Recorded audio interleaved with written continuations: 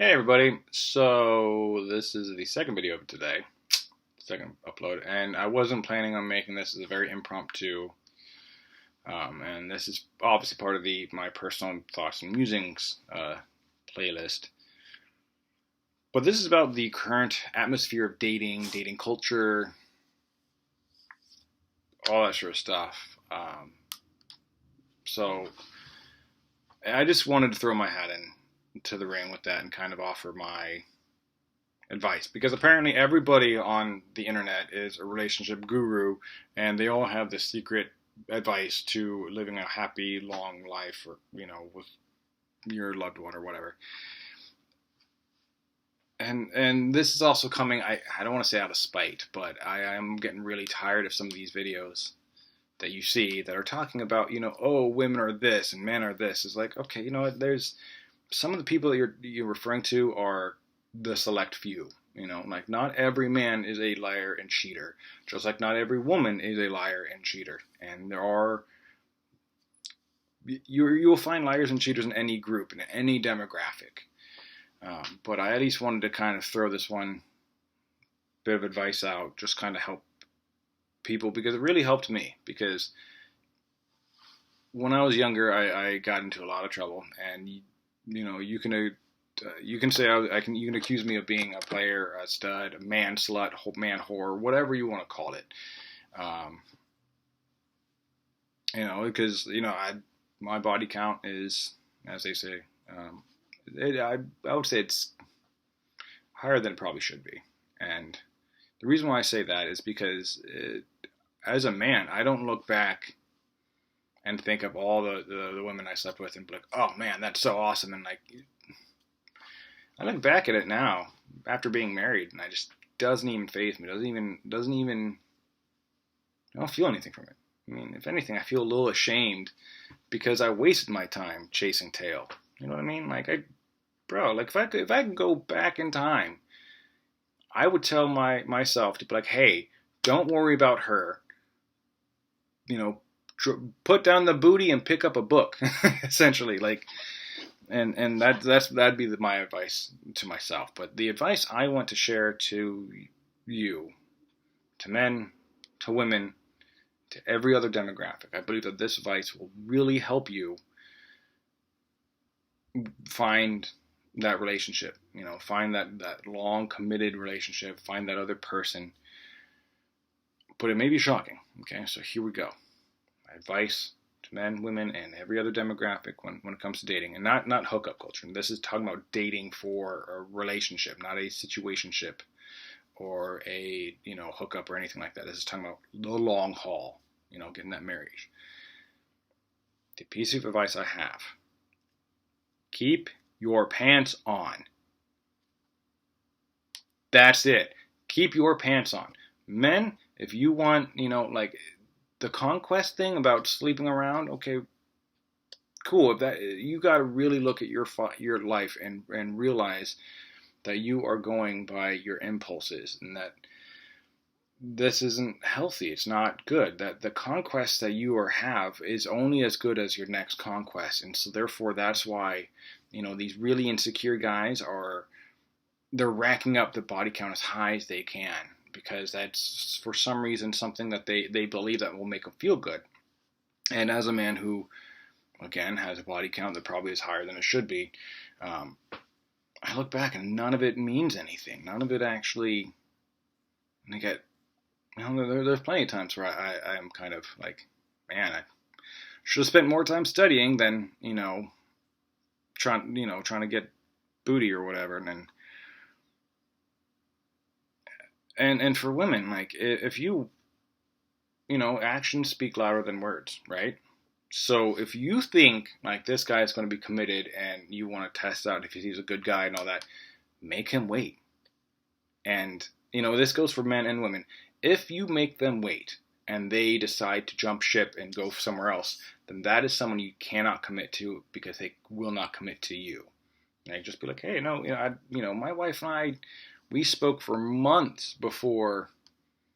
No, let's see. We spoke for months before we actually physically met each other, because we had, just spoke on, we happened to meet, online, like everybody else nowadays.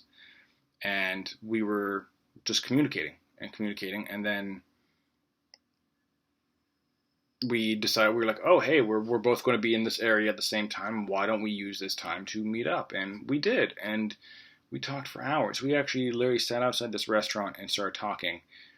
And then finally, we're like, hey, do you want to, I'm getting kind of thirsty because we're talking a lot.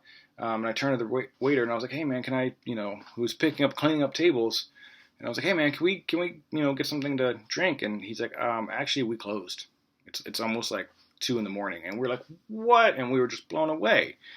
And then we dated for a while before any kind of physicality happened.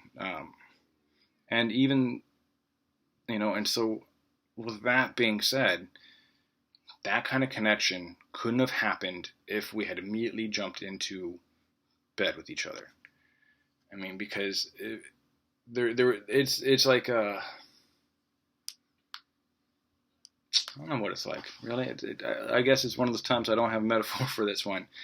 But to give you another example is that I was, I don't want to say dating, but I was also seeing another chick. Not even seeing, messing around, I guess, before, I was talking, to my wife, and nothing ever came of anything. We were literally just talking, and so I had this other chick.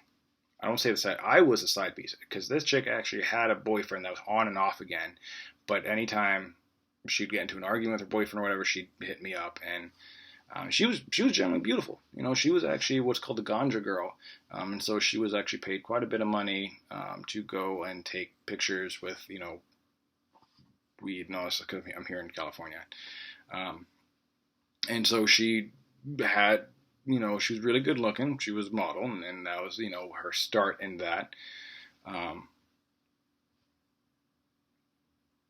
yeah, but so why did I choose my wife over this chick who I was literally getting everything from? Like, and the best part is I didn't have to commit to her. Like, she'd come over, we would hang out, we would do whatever, get physical. But then, so why didn't I go with, her, and instead I went with my wife? It's because there was that connection, between my wife and I. Like, we talked, and we didn't get physical. And so we were able to establish, that connection on every other level until, we were ready for that physical level.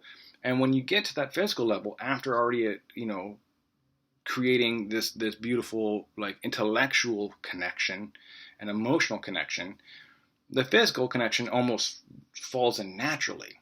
And besides, we already talked about it. So we already knew each other's likes and dislikes and no's and do's and, all this sort of stuff. And so, but that couldn't have happened if we jumped right into it.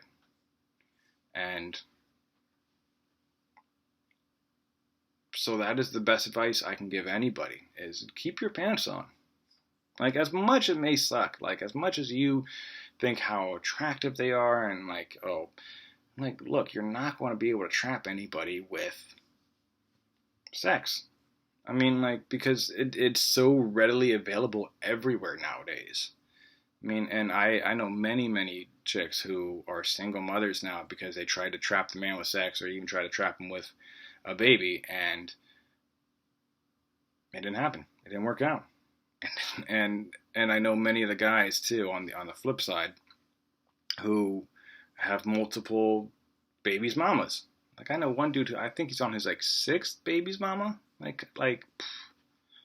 Can't believe that. And some of the girls that I know, they have multiple kids, all with different babies' daddies. And they're single. So what's going on? Well, I mean, people are just simply jumping into bed without even knowing each other. Like, oh, well, I loved him so much and he turned out to be narcissist or emotionally abusive.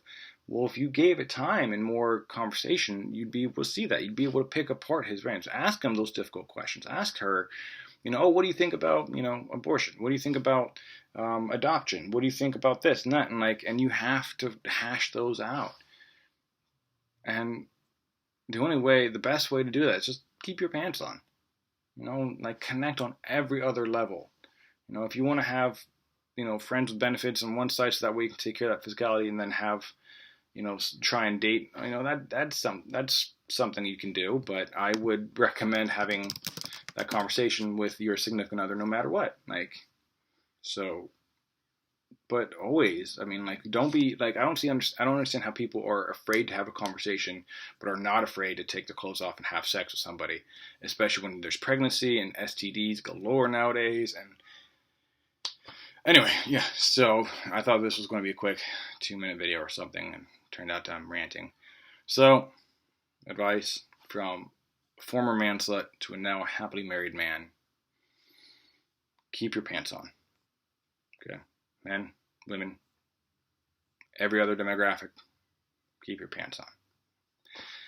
So, with that being said, I wish the very best of you luck to you and your friends, and I really hope that you do go out and, find the person that will make you feel loved. But just remember, you gotta love yourself before you can have anyone else love you. All right? Take it easy, everyone.